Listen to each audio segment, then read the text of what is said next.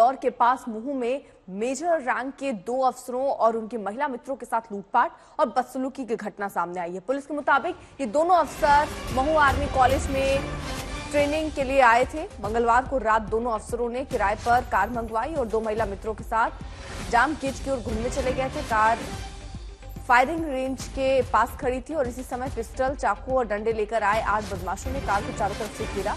अफसरों और युवतियों के साथ मारपीट कर रुपए, पर्स लूट कर उनके साथ मारपीट की। आरोपियों ने एक अफसर और एक युवती को बंधक बना लिया और बाकी एक युवती और अफसर को ये कहकर रुपए लेने के लिए भेज दिया कि जब तक 10 लाख रुपए नहीं लाओगे इन्हें छोड़ा नहीं जाएगा। अफसर ने नेटवर्क में आकर यूनिट कमांडिंग अफसर को घटना बताई। सैन्य अफसरों ने तुरंत डायल 100 को सूचना दी। पुलिस के साथ मौके पर पहुंचे। आरोपियों ने युवती और उसके साथी मेजर को अलग अलग रखा था। अफसर के बयान पर पुलिस ने सामूहिक दुष्कर्म का केस दर्ज किया। अब तक 2 आरोपी पकड़े जा चुके हैं। 4 लोग जामगेट पे गए थे, 2 लड़के और 2 लड़कियां, और उनके साथ 6 लोगों ने आकर वारदात की, उनके साथ मारपीट की और एवं उनके साथ लूट की घटना का प्रयास किया, जिस पर पुलिस तत्काल मौके पर पहुंची। जैसे ही पुलिस को ये घटना के बारे में पता लगा, पुलिस तत्काल मौके पर पहुंची और पुलिस की टीम ने ही उन लोगों को रेस्क्यू किया और पुलिस की गाड़ी को देखकर बाकी जो भी आरोपी थे वहां से भाग गए। इस पे अभी पुलिस ने एफआईआर की गई है। फरियादी द्वारा बताया गया है कि वो 4 लोग जामगेट पे गए थे, जिसमें से 6 लोगों ने आके उनके साथ मारपीट की और उनके 2 लोग साथियों को उन्होंने 10 लाख रुपए मांग की और 10 लाख मांगने के लिए उन्होंने उनको भेज दिया और 2 को बंदी बनाया। यहाँ पे फरियादी ने ये भी आशंका जाहिर की कि जो उसके साथ लड़की थी उसको अलग से ले गए थे और उसके साथ शायद कुछ गलत काम उन लोगों के द्वारा किया गया है। इस पूरे मैटर को पुलिस ने बहुत ही गंभीरता से लिया है। रवीश पाल सिंह मेरे सहयोगी इस वक्त तमाम जानकारी के साथ जुड़ गए हैं। रवीश, ये बहुत हैरान करने वाली घटना है। इतनी बड़ी घटना हुई, सिर्फ लूटपाट तक सीमित नहीं है, गैंगरेप तक की बात सामने आ रही है। दोनों महिलाओं का क्या बयान दर्ज हो चुका है, एफआईआर में क्या लिखा गया है और इसके साथ ही क्या मेडिकल जांच हो गई है दोनों की? जी देखिए, वाकई में एक गंभीर मसला है, क्योंकि आपको बताएं नेहा कि ये जो घटना हुई है ये उस शहर में हुई है जहां के प्रभारी मंत्री स्वयं मुख्यमंत्री हैं और गृह मंत्री भी प्रदेश के मुख्यमंत्री ही हैं। और इंदौर शहर के पास में ये घटना हुई है, एक सुनसान जगह पे, और जिनके साथ घटना हुई वो कोई आम व्यक्ति नहीं बल्कि भारतीय सेना के अफसर हैं जो कि बाकायदा यंग ऑफिसर्स ट्रेनिंग के लिए वहां पहुंचे थे, उनके साथ ये घटना हुई है।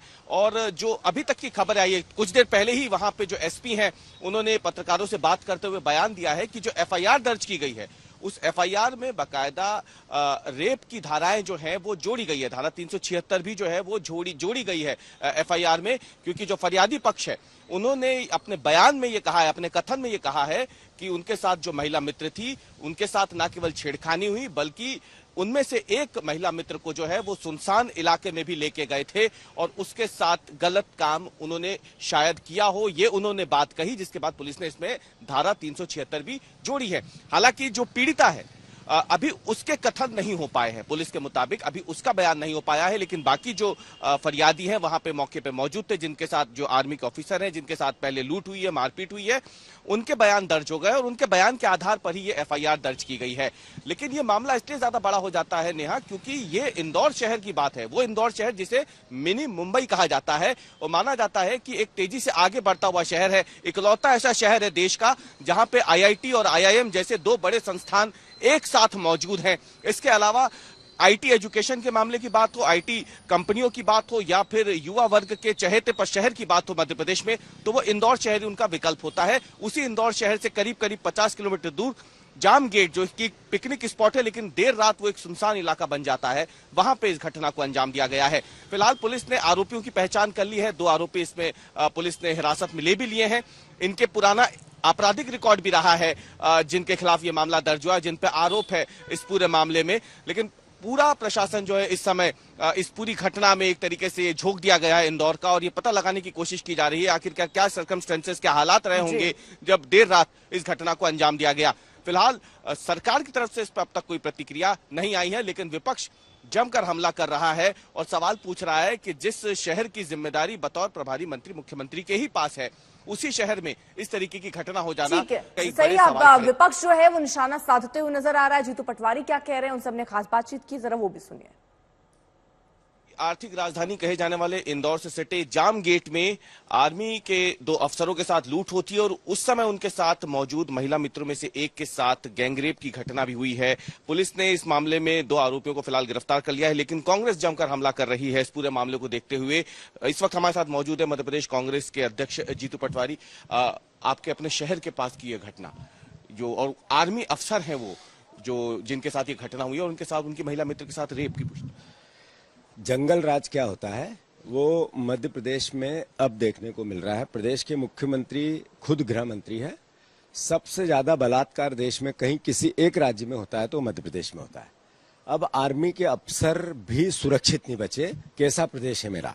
मैं मानता हूं कि लूट होती है, 10 लाख की फिरौती मांगी जाती है, उसके बाद 2 महिला मित्र उनके साथ छेड़खानी होती है और एक के साथ बलात्कार होता है, सामूहिक गैंग रेप, और पुलिस उसको दबाती है। 2 दिन तक सामने नहीं आ पाता है। मतलब ये कैसा प्रदेश बना रहे हैं हम। अपने पापों को छुपाने के लिए पुलिस को मैनेज किया जा रहा है कि अब रेप हो तो बताओ मत पब्लिक को, बहनों की इज्जत और अस्मिता लूटी जाए तो पब्लिक डोमेन में मत लाओ। ये हालात मध्य प्रदेश के हो गए। मैं मानता हूं गृह मंत्री जी को अब इसी वक्त जब आर्मी का अफसर सुरक्षित नहीं है, उसकी दोस्त सुरक्षित नहीं है, तो इस्तीफा देना चाहिए।